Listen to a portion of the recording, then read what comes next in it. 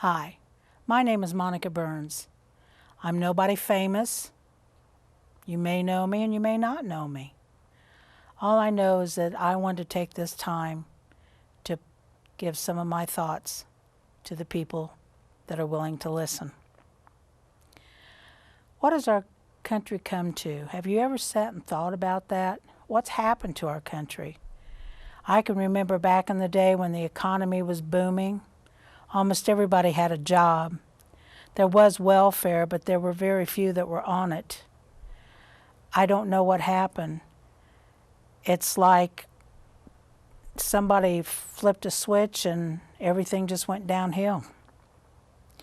Our legislatures are working on their own agendas, and that's what is good for us, the American people. We need people in office that are real people in touch, that know exactly what's going on. This is real important. We need to replace the politicians with real people that struggle. Most of them have no idea what it means to struggle from paycheck to paycheck. They are just in it for what they can get out of it. This needs to stop. We, the people, need to stand up and make it stop. We need term limits. When the legislation was set up, it was not set up for these people to make a career of it. My goodness, we had one legislature that was over 90. How many meetings do you actually think he was able to attend? It didn't matter. He was still able to draw that income, and that income comes from our tax money. Is that really fair? We need campaign reform. You know, what we really need to do is limit what they can raise. If we put a ceiling of like about $2 million on what they can raise, then they wouldn't be able to spend so much on all these nasty ads, and they would have to actually find ways to get to the people, get to their constituents, talk to the people, see what their wants and needs are, instead of counting on the big special interest groups to pay for their campaigns. We need to do away with super PACs. Without the super PACs, this would be another reason for them to get to the constituents and plead their case. Listen to the constituents. After all, they're supposed to be working for us, the American people, not themselves. And what good are lobbyists? Shouldn't we abolish lobbyists? All they do is give money to these politicians to get what they want so that they can make more money. It's not about the American people. It's all about the big business. That's not right. That is not how our country was founded. Our country was founded so that the American people could have a fair shake and have a land of opportunity. That doesn't exist so much anymore. They need to spend more time connecting with their constituents instead of making a six-figure income and spending their time campaigning and raising money while they're getting paid to do a job. I saw a thing on 60 Minutes that talked about they go and they are on the floor doing their job for so many hours a day, and then each party tells them they have to go make phone calls and raise money for so many hours every day. Is that right? Should we pay them to raise money for their campaign? I don't think so. I've ran for offices before. I wasn't allowed to raise money on my job, on my time. It's just not right. They need to have to pay into Social Security and a retirement plan just like all the rest of us, instead of being able to draw that big paycheck once they leave office. That too isn't right. We, the American people, need to stand up and be counted. We need to speak up and stick together on this. Do we really need the electoral votes and delegates to decide who our candidates will be and who our president will be? I think it all should be all popular votes. I can remember one presidential campaign where one candidate won the popular vote, but the other candidate won because of the electoral. Who's the electoral? Is that the people? I don't think so. It's the colleges, the big money. Once again, the little people don't have much of a fighting chance. There should be one primary day a year. Why do they need all these different primaries in all these different states? We have one general election day. Why not one primary day? To me, I think that would save and conserve a lot of money, and it's something that I think that they should look into. We need to revisit the tariff. You know, back when that law was first implemented, it seemed like a good idea. The intent was not for our businesses to go out and take our jobs and take them someplace else so that they could have cheaper labor and then bring the products back into our country and expecting the American people to buy them.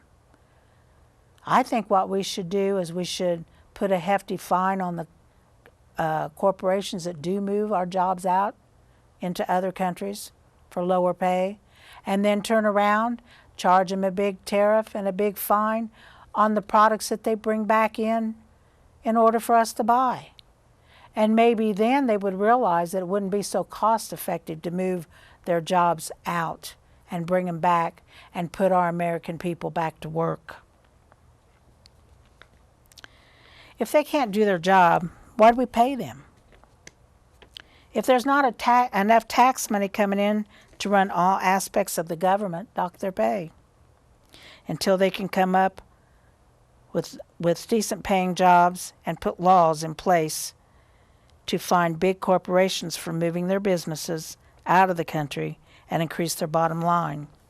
Then fine them again when they bring their products back for us to buy. I've said that once, and it's very important that you people listen to what I'm saying. This is exactly what's happening, and that's where our jobs are going. They need to do their jobs and get them back. Don't let them vote to give themselves a raise. What's up with that? That should be left up to the American people. If we think they deserve a raise, let us decide.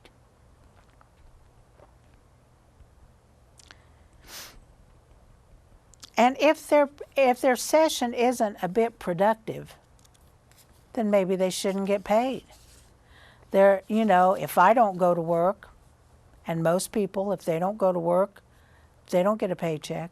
But we have a lot of legislatures that don't even go to work, except maybe one day, maybe two, and they are off more than they're on, and they're still drawing that six-figure income. I want a job like that. They need to keep their hands out of the Social Security and the Medicare funds. The American people pay into those funds when they're working to give them something to supplement their income when they retire. It wasn't set up to be a slush fund for them. Do you realize that the last time that they voted themselves a raise, they took the money out of our Social Security in order to pay for that? They said they borrowed that money for their pay raise. But you know what? As far as I know, they never paid that back. You try to borrow money somewhere in a bank or someplace and not pay it back. What kind of repercussions do we have? Think about it. And maybe we do need to look at the welfare system and tweak it, not do away with it completely. But the way the system is set up now, if a person is on assistance and they go to work, they cut them off completely. Why not try to help those people that are trying to help themselves? Because right now, the livable paying jobs are very far and in between. They can't make enough to take care of their families, so that's why they stay on assistance. They can't afford to go to work. We need to fix that. They need to fix that. Bringing jobs back in, getting our wages up to decent wage, that's part of it. This is things that we really need. There are so many things that need to be changed. We need to let them know that we are really upset and we want them to do something different. There are so many things, more things I could go on and on and on of tell you what's wrong.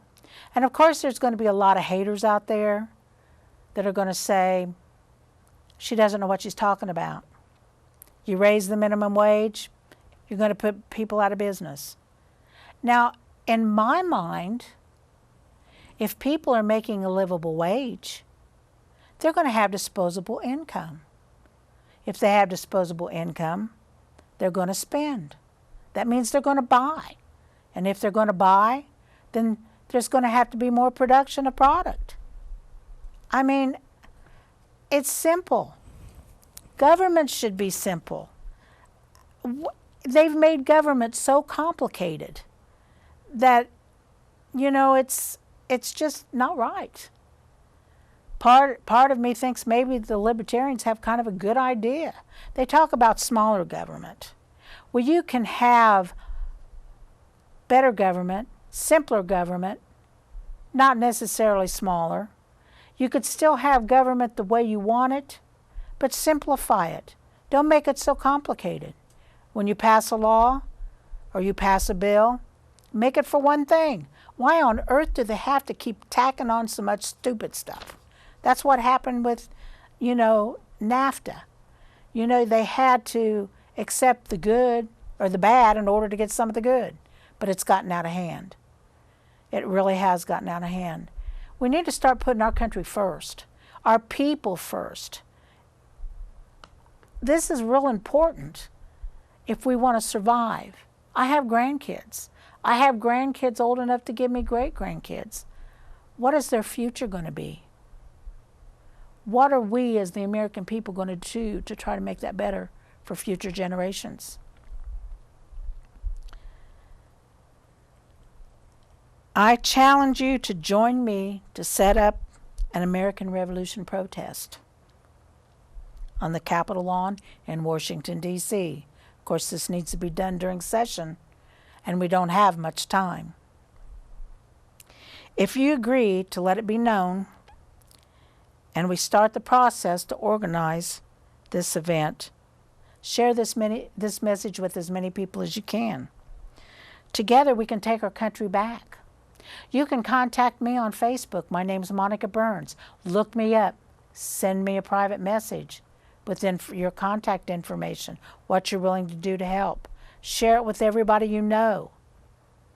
If we get enough people interested, it's going to take a lot. I can remember back in the day, the sit-ins that were around the fountain in the 70s, 60s and 70s during the Vietnamese War.